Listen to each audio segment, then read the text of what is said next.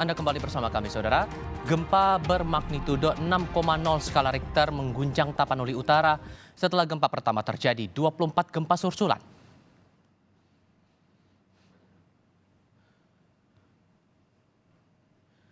Dari visual yang kami dapat, tampak beberapa rumah rusak dan 6 orang terluka. Gempa ini dirasakan di Tapanuli Utara hingga Sumatera Utara. Gempa terjadi pada pukul 2:28 Sabtu dini hari. Data dari BMKG, pusat gempa berada di 15 km barat laut Kabupaten Tapanuli Utara. Kekuatan gempa 6,0 magnitudo, tidak berpotensi tsunami.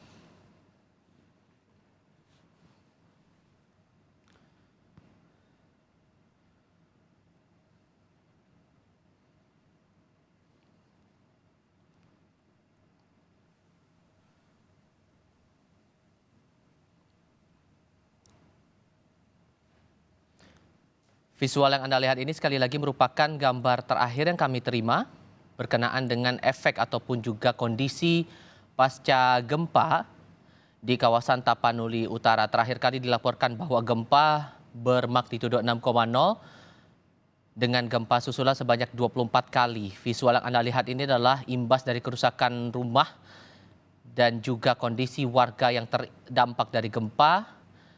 Beberapa rumah dalam kondisi rusak sedang hingga berat begitu ya, dan kami masih juga menunggu laporan terakhir dari otoritas terkait.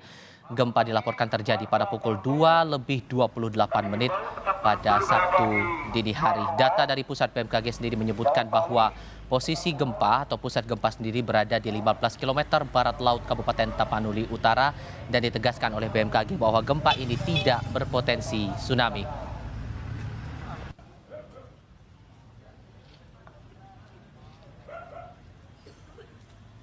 Selamat pagi warga Tarutu. Kami himbau tetap dulu berada di luar rumah.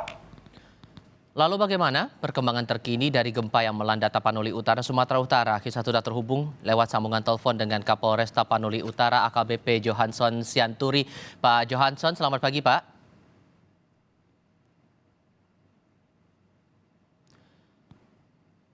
Pak Johanson, selamat pagi.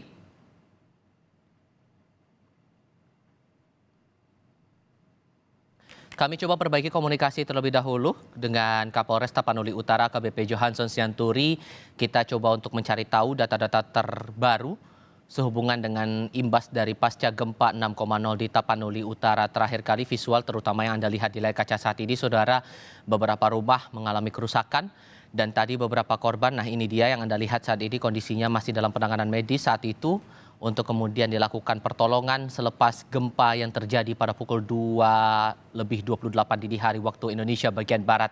Dan ditegaskan bahwa gempa 6,0 dengan pusat 15 km di kawasan Tapanuli Utara ini tidak berpotensi tsunami oleh pihak BMKG. Laporan terbaru tentu kami tunggu dari otoritas, tidak hanya dari Kapolres tapi juga pihak-pihak terkait untuk penanganan bencana, berapa jumlah korban yang terdata, lalu bagaimana tindak lanjut dari penanganan bencana selepas gempa terjadi. Adakah kawasan-kawasan yang perlu dicermati ataupun juga yang perlu mendapat perhatian khusus selepas gempa ini terjadi? Kita coba sambung kembali begitu untuk mengetahui perkembangan terkini dari gempa yang melanda Tapanuli Utara kepada Kapolres Tapanuli Utara AKBP Johanson Sianturi.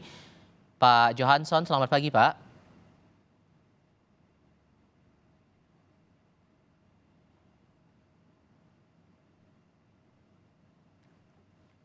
Pak Johanson.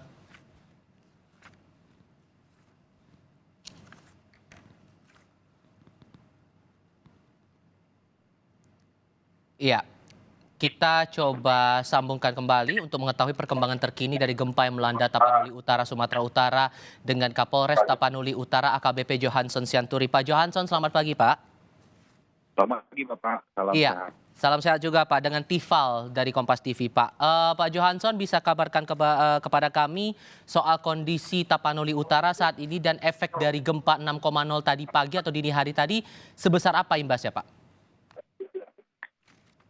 Baik Pak, sejak gempa pertama kurang lebih pukul 02.30 hingga saat ini melaksanakan proses evakuasi penanganan, penyelamatan, dan pengobatan terhadap korban akibat gempa.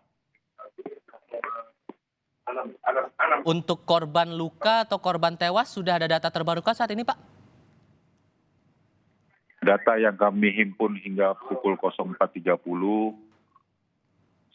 orang meninggal dunia dan 6 orang luka-luka, baik luka berat maupun luka ringan. 1 orang meninggal, 6 orang luka berat. Sejauh ini penanganannya dibawa ke rumah sakit mana atau ke fasilitas kesehatan mana, Pak? Saat ini data tersebut yang berada di Rumah Sakit Umum Daerah Tarutung. Boleh dikoreksi, rumah sakit umum daerah mana, Pak? Rumah Sakit Umum Daerah Tarutung. Oke. Untuk 6 luka ini seluruhnya dalam kondisi luka ringan, luka sedang, luka berat atau bagaimana, Pak? Ada yang luka berat seperti harus dijahit, lalu patah kaki, serta ada pula yang luka ringan. Oke. Untuk yang meninggal dunia, kondisinya apakah terkena reruntuhan bangunankah atau bagaimana kondisinya saat itu, Pak? Hasil kesimpulan terakhir, meninggal dunia atas nama Leo Sihombing, umur 62 tahun. Pada saat terjadi gempa, berupaya menyelamatkan diri, dan namun karena yang bersangkutan memiliki riwayat penyakit jantung, maka pada saat berupaya melarikan diri tersebut, yang bersangkutan terkena serangan jantung. Baik. Upaya menyelamatkan diri tapi karena riwayat penyakit jantung sehingga meninggal dunia, sempat dibawa ke rumah sakit kah saat itu, Pak? Setiba di Rumah Sakit Umum Daerah Tarutung, yang bersangkutan sudah dinyatakan meninggal dunia. Baik, 1 orang meninggal dunia, 6 orang luka bervariasi. Kalau untuk kerusakan fasilitas umum atau rumah sudah ada data terbaru Pak sejauh ini? Ada beberapa rumah serta bangunan yang sudah dilaporkan mengalami kerugian dalam artian retak dan roboh bagian depan maupun beberapa bagian lainnya, seperti gereja di Parmonangan, lalu bagian rumah masyarakat. Saat ini sedang kami inventarisir kerugian material tersebut. Oke, data kerugian masih dihitung, tapi untuk sementara sampai dengan pagi ini Pak, ada berapa wilayah yang kemudian terimbas mungkin dari jumlah desa ataupun juga kecamatan yang terkena dampak signifikan dari gempa 6,0 ini Pak? Ada berapa wilayah yang terkena imbas ini Pak? Data beberapa kecamatan yang sudah masuk ke kami, diantaranya Kecamatan Siborong-Borong, Kecamatan Tarutung, Kecamatan Ciatas Barita, dan Kecamatan Parmonangan. Oke. Untuk penanganan warga yang selamat, proses evakuasinya bagaimana ya Pak ya? Yang terdekat dari Rumah Sakit Umum Daerah Tarutung, maka kami evakuasi ke Rumah Sakit Umum, dan yang terdekat dari Puskesmas, di mana jauh dari Rumah Sakit Tarutung, maka korban dievakuasi ke Puskesmas terdekat. Untuk titik evakuasi atau titik pengungsiannya sudah ada datakah sejauh ini ada berapa titik Pak yang mungkin bisa dimanfaatkan masyarakat? Untuk titik evakuasi saat ini sedang diinventarisir, dilakukan bertingkat melalui desa dan kecamatan dan polsek di kecamatan-kecamatan, sehingga untuk pelaksanaan evakuasi ataupun tempat pengungsian akan didirikan setelah ada data valid dari tingkat desa dan kecamatan. Baik, untuk koordinasi dengan lembaga-lembaga terkait mungkin dengan BPBD tingkat provinsi atau tingkat kabupaten dan otoritas lainnya dari tataran pemerintahan kabupaten sudah sejauh mana kondisinya sejauh ini Pak? Saat ini pun kami sedang bergandengan dengan Forkopimda, yaitu Bupati dan Kodim,